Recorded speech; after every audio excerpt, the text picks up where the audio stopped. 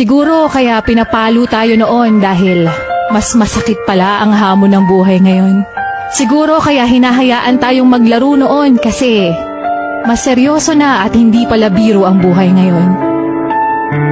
Siguro kaya yung mga magulang natin, ayaw tayo malingat sa paningin nila noon dahil inaabot ng buwan o taon bago ka nila makasama ngayon. Siguro kaya pinapayagan tayong kumain ng matatamis noon dahil mapait pala ang buhay ngayon. Siguro kaya palagi tayong inaalalayan sa paglalakad ng mga magulang natin. Kasi kapag tumanda, walang ibang tutulong sa atin kundi sarili lang natin. Siguro kaya masaya na tayo sa 10 piso noon dahil hindi mo pala basta-basta mabibili ang mga gusto mo ngayon.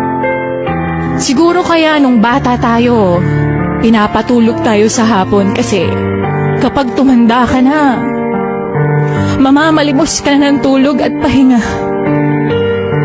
Siguro kaya pinapakain tayo ng masustansya noon para sa pagtanda mas malakas nating haharapin yung mga pagsubok ng buhay.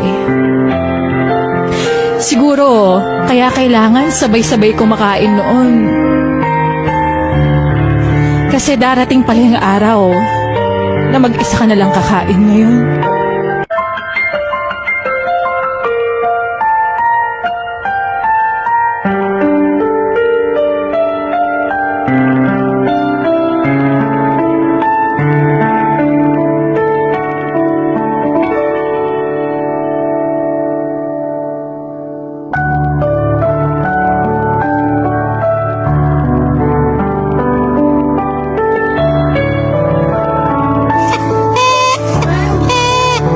Yeah.